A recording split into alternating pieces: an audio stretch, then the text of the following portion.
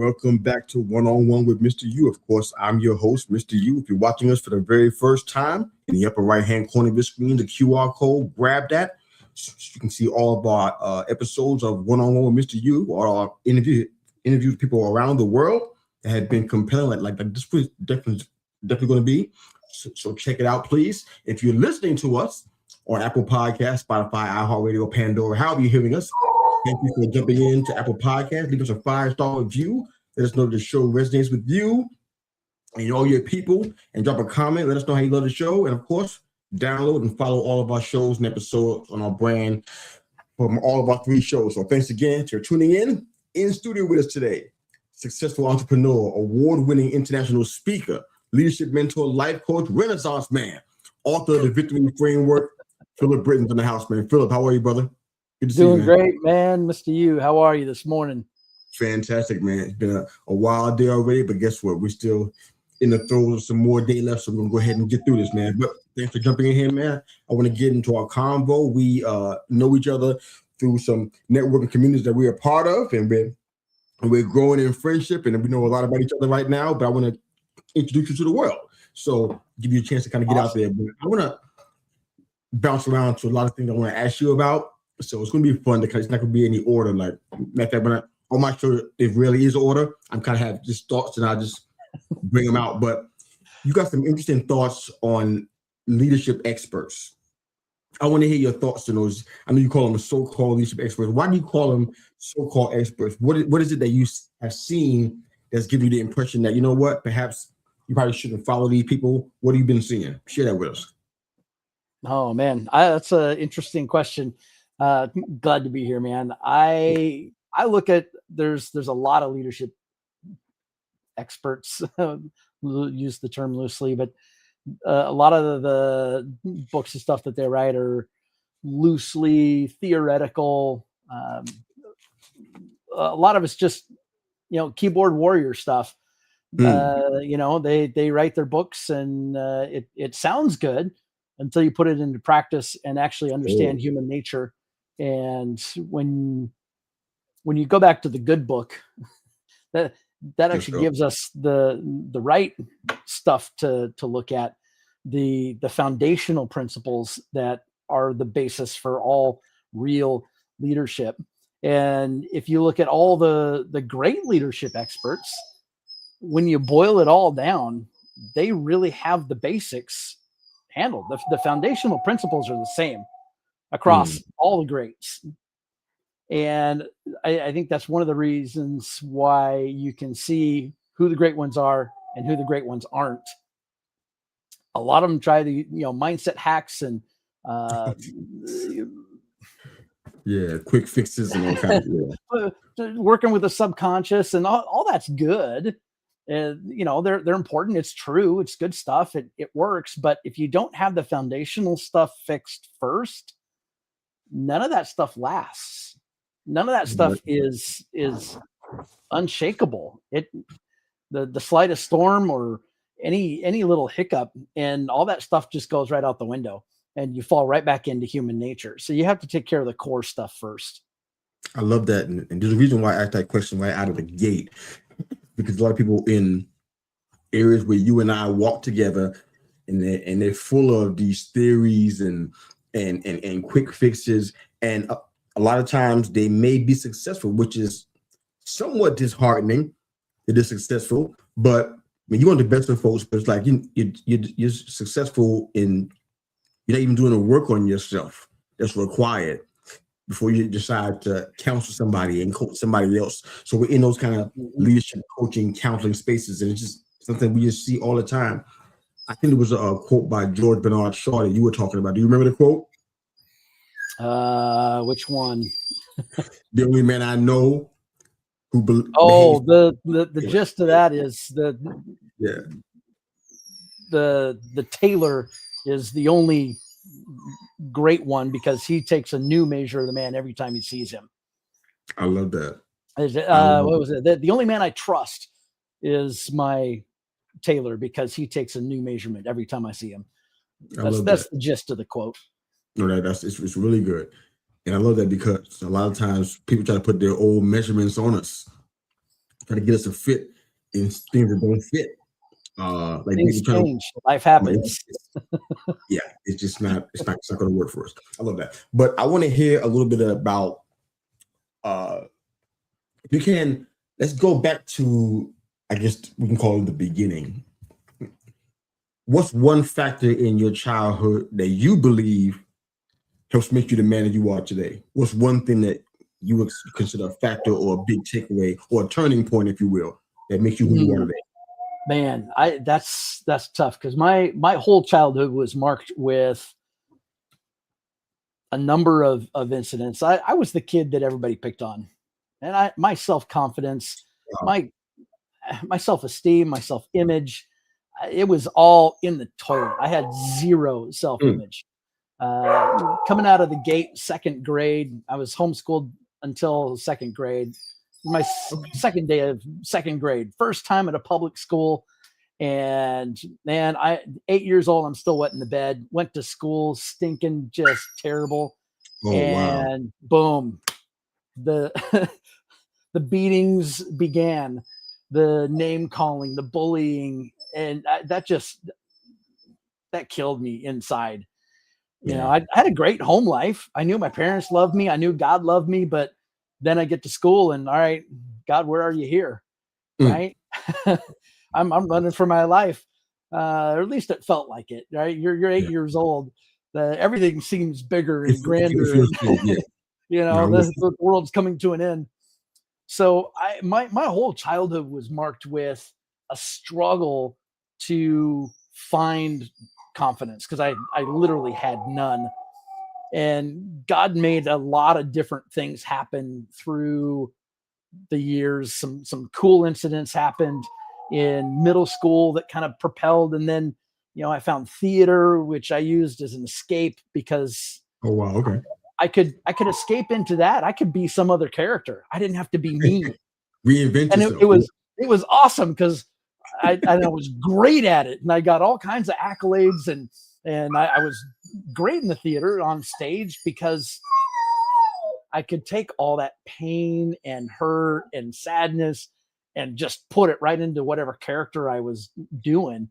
And it made me really good. But you know, I didn't realize until my adulthood what was actually happening is that it was actually just me trying to protect myself, and being an escape, so I didn't have to be me, because I didn't like me. That makes sense. I want you to kind of speak to the people that are watching and listening today. Maybe they're a kid, or maybe they're an adult that still feel like they're a kid in that respect, that have zero confidence. What would you say to them? Man, confidence is built at the core. One of my mentors, Orrin Woodward, says internal victories precede external victories. You got to do the work inside first, and then the exterior begins to show up in different ways. And when you first look at the victory framework, which God dropped in my lap last fall, taking my entire all my life of the lessons learned the hardest way possible, and building confidence and trying to learn lessons. Lori Woodward says, lesson continues until the lesson is learned. And man, I can't tell you how many times I had to learn or attempt to learn the same lesson over and over and over. And so that began really using the victory framework. I understood what God had been doing all these years. So building confidence starts at the core. It starts with a vision. Now, I don't know. Do you want to go into the victory framework right now, or should we save that for a minute? If we're going to come back to it, I want you to kind of share, because I know with a certainty that the people who are watching and listening, who have gone through the crucibles, what I call it, I think you use the same kind of words, which makes us, you know, it's kind of cool. But talk to me about the idea of God taking you through the crucible. What did that look like for you? How did that play out for you? Oh, so many times God put me in situations that were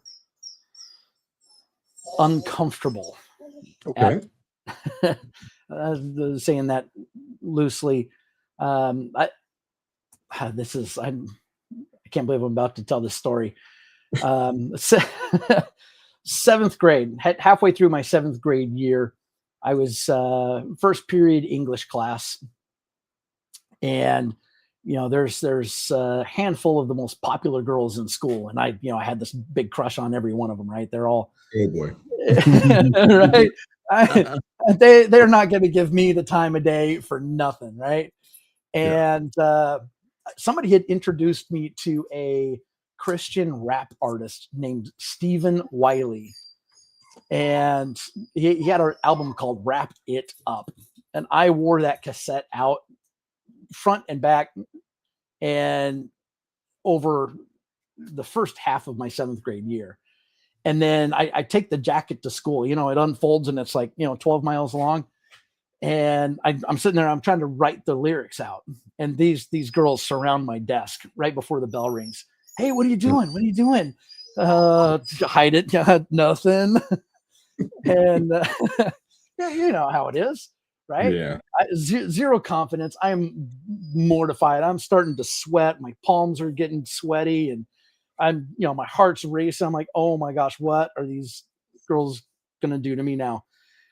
Anyway, the bell rings, and I'm thinking, phew, saved by the bell. And no, Literally. they insist that they're gonna come find me at lunchtime, and I'm going to rap for them. They insist upon it, and I am mortified. So, Insist. so lunchtime comes, and I'm running around like James Bond, or I'm hiding behind park benches and pillars, and like, okay, don't find me, don't see me.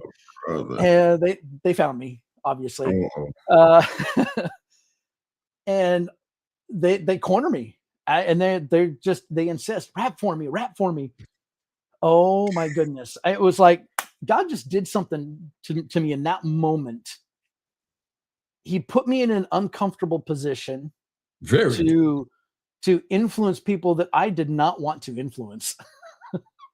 I did Mm. not want to be in this position. I was scared of it. I didn't want to be in front of people. I didn't want to be the spotlight, because the spotlight meant pain for me. Wow. But I stood there, and it was like the Holy Spirit had to have just simply come over me, because if it was my own strength, I would never have done it. No. But I stood there and I rapped my guts out. And every single day for the rest of my seventh grade year, I did the same thing every single day at lunch. And one day the crowd at school started getting so big, the teachers and the principal were busting in, break it up, break it up, break it up. They thought it was a fight. And I'm like, holy cow, what is going on? This is crazy. But things like that happened to me a lot. Mm. Over the years, where God put me in a difficult situation and said, here's what you need to do. And of course, I didn't know it at the time. I didn't understand any of this in the moment. I was just scared to death. But God used moments like that to build something in me at a core, to change my behavior, my thought process, my identity, and to really begin to stack wins in certain areas to help build that confidence. I love that. And one of the things that I know you're a big proponent of is mentorship and leadership. Tell us the impact of having the right mentors and the right resources in your life. Oh my goodness. I've had the opportunity to be mentored by some incredible mentors, directly and indirectly, Yeah. through books and audios, sitting down face to face. And there's the saying that you become the 5 people you hang around most with, right? Mm. You've heard that before, probably. A lot of your listeners may have heard that before. And it's so true.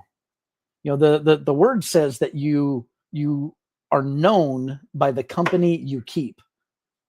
You know, if you hang around bank robbers all day, at some point you're gonna end up driving the getaway car, right? If you hang Sure. around successful people, you're gonna pick up things, you're gonna learn things, and eventually success has no choice but to show up when you hang around those people. It is absolutely instrumental in helping you shave the sharp edges off, helping you understand things that you never thought you needed to understand. Uh, being being in a place where you see someone else succeeding gives you hope that you can succeed also. Hmm. And that kind of plays into that vision piece. You have to have a vision. You have to have hope for something. Otherwise, what are you doing? What's the point? What's going to drive you past the hurt and the pain? What's going to drive you past the point where you want to quit and give up and just throw your hands in the air and walk away? You got to have something that drives you. I'm with you on that one. You had a quote. I don't know who the quote was attributed to, but I think it went. Help me out if I butcher it. The inability to grieve well is the beginning. Oh man, Pete what that Scazzaro. means to you personally. I want to hear about that. I know you lost your mom or kind of suddenly, and I definitely want to hear how you handle that and what you miss about her. I'd love to hear that too. But talk to me about that quote. What does that mean to you personally? Actually, that's this book here. Okay. Or at least it's either this one or the Emotionally Healthy Leader. And I was actually just going through it trying to find the actual quote, and I can't find it. But okay. I swear I read it in there somewhere. But he said, I'll do my best to help you while you answer my question. I'll try to help you find it. No worries. Go ahead. He said, the inability to grieve well is the beginning of all addiction. Man, I read that in January of 23. And it hit me so hard. I realized in that moment that there had been a lot of things in my life that I was just holding on to. I wasn't letting go of some things. I wasn't actually letting myself grieve a lot of the pain and hurt from some things that happened in the past with my childhood and with dealing with my son and his mother primarily, not my son directly, but it hit me so hard. God began to stir something in my heart, and he took me through a year-long process of learning how to really feel the feelings and sit in the pain that I didn't want to sit in, and really help me heal over that year-long period. Just in time, because January of 2024, my mom suddenly died, and that was a shock. Yeah. She was the most joyful, energetic person, and she was a true example of loving your enemies. And she had some evil people around her, and she just loved on them. She just knew how to love. She was always collecting stuff and making stuff and crafting and buying little stuff that she could build to make something for people. And she was always making something and planning something for birthdays and events and weddings. And she always went out of her way to help anybody, even when she didn't have the means. She found a way to provide service for everybody. One of the biggest lessons I ever learned from my mom is how to be generous and loving to people that aren't. And so going through that year-long grieving process, and then mom dies, it's like I came to this realization that God is so good, and we can trust him with the smallest things. And even when it doesn't look good, even when things happen that are terrible and tragic and just hard, God is still there. God is still working. God is still moving. And in fact, the word says that he makes all things work together for good for those who love him and are called according to his purposes. Yes. Man, all the garbage in your life, God can still use it to make something good out of it. It's astounding. Man, um, it's really powerful when you come to that level of understanding at a true core personal level. It changes how you operate. No doubt. No doubt. So let's talk a little bit about the victory framework. Let's kind of get into what led you to kind of create that. What kind of results have you been seeing from what you've made? So kind of share a little bit about that with us. Yeah. It seems like God's been giving me the victory word for many, many years. It just keeps coming up every time I turn around. Victory this, victory that. And I've had the opportunity to speak in Nigeria several times for the Wow. Make in Nigeria conference. And my good friend Uche over there is an incredible man of God, doing some great work over there and raising entrepreneurial men and women with godly free market principles to Mm. pull people out of poverty. I said, I can get down with that. Let's go. Um, so I've been going over there and speaking every year for a couple of years. I did it virtually for several before that. But the last trip I went to in September, God just hit me like a 2x4 across the face. Wow.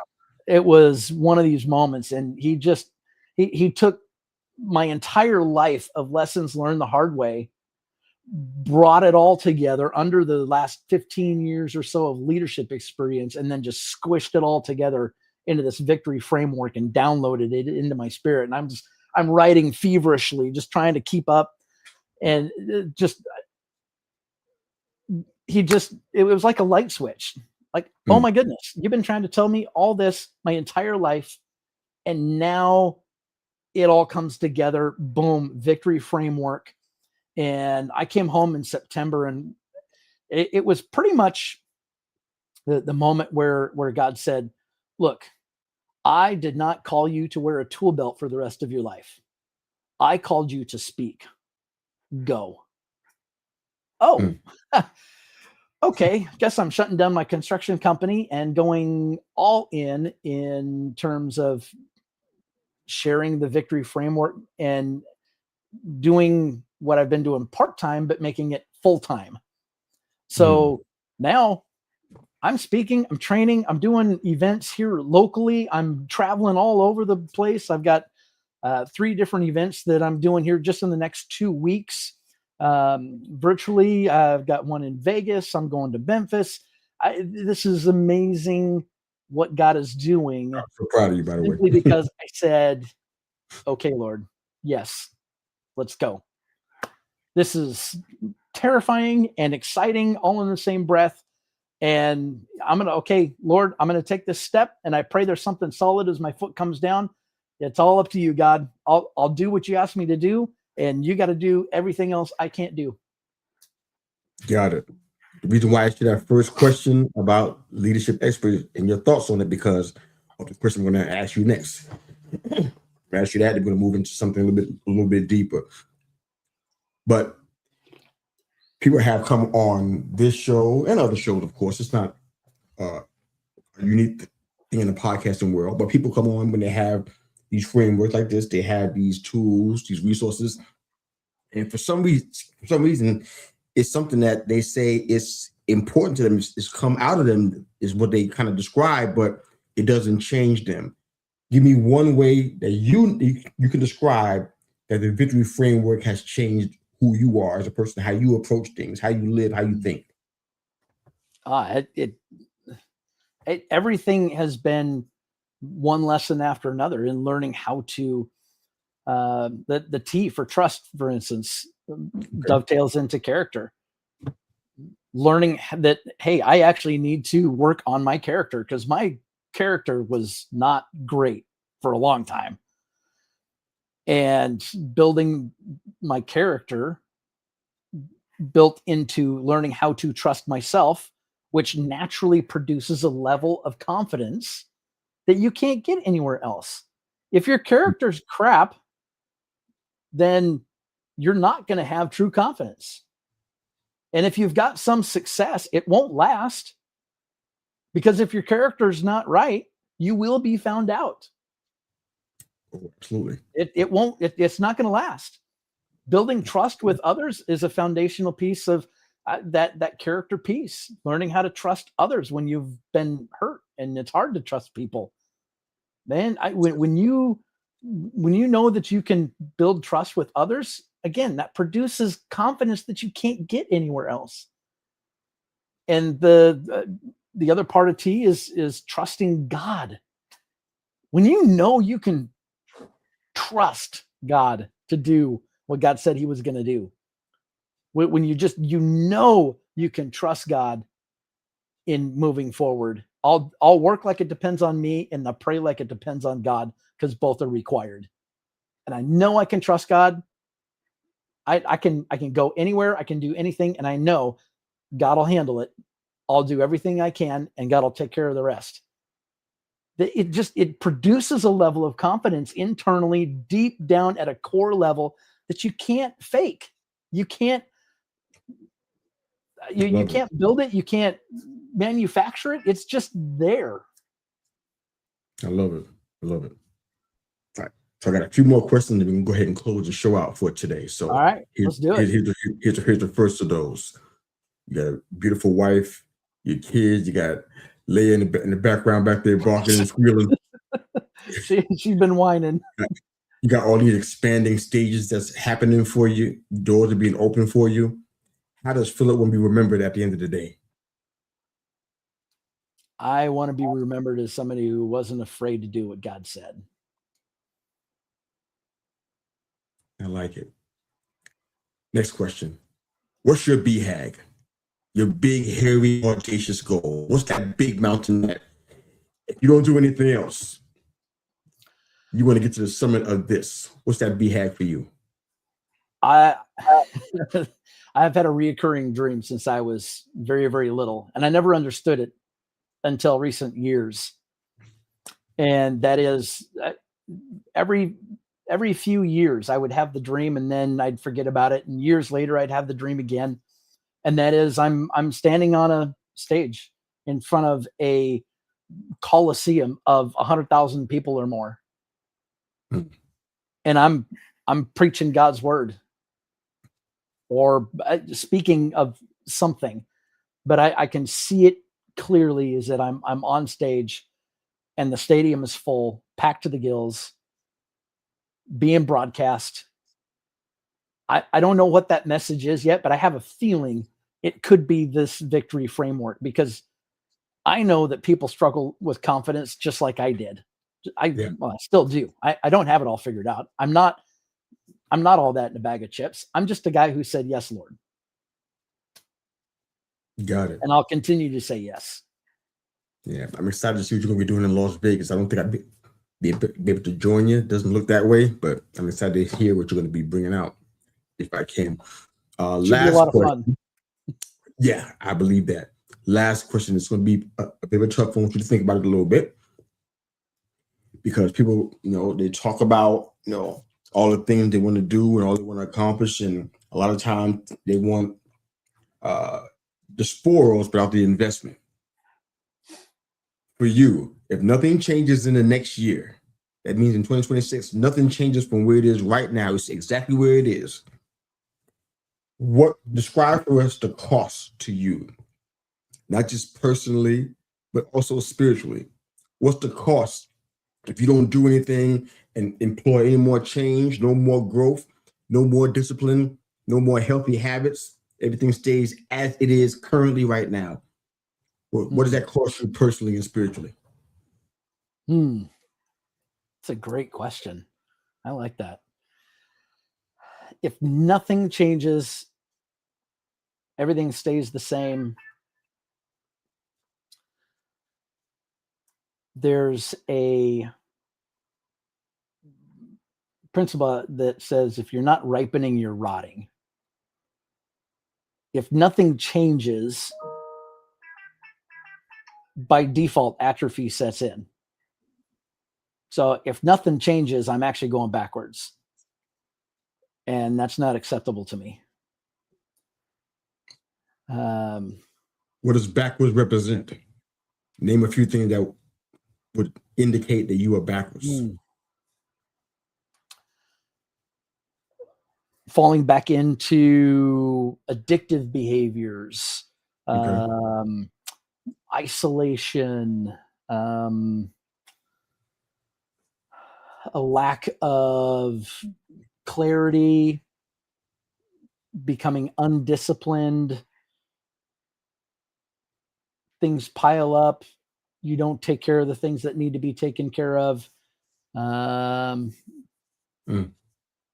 Spiritually, slowly starting to not be in the word as often. And then eventually maybe not ever reading the Bible.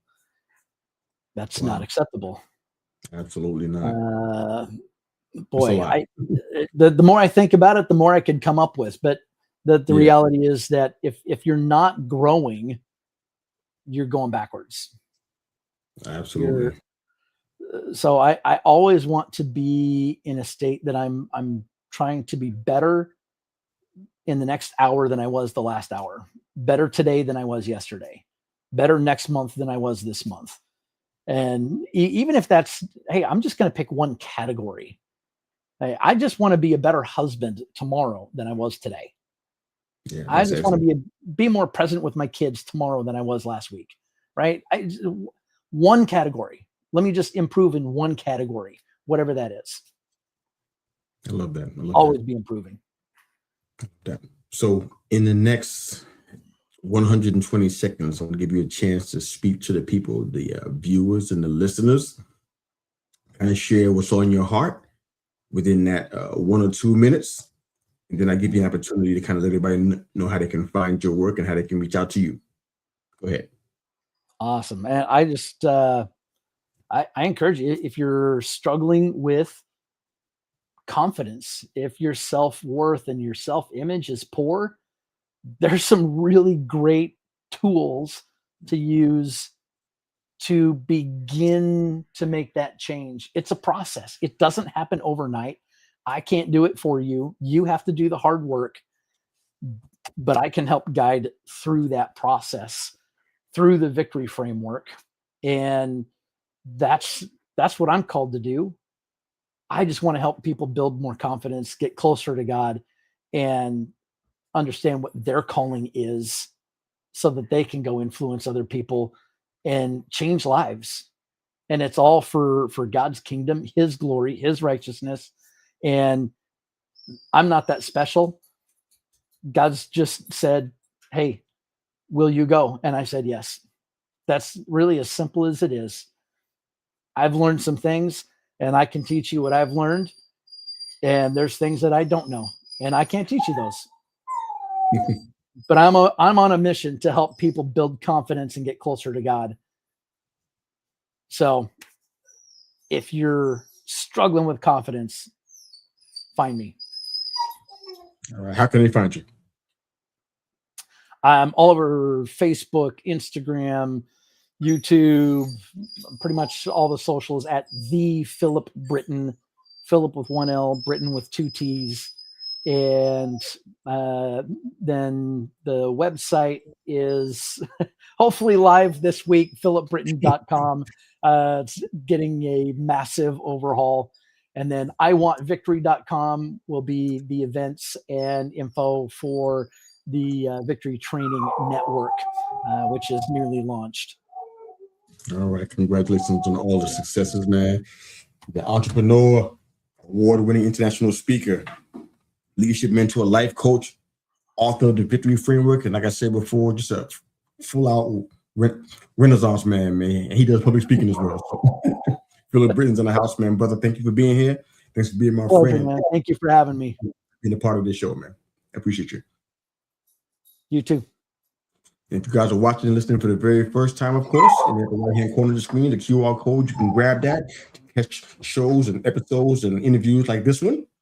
Catch up on what we've been doing. And of course, if you're a watcher, catch us on our YouTube channel, youtube.com /They Call Me Mr. U. Please subscribe to the channel. It helps us out. We'll continue to put out great content like this and be there for you all the help we can get. So thank you for that.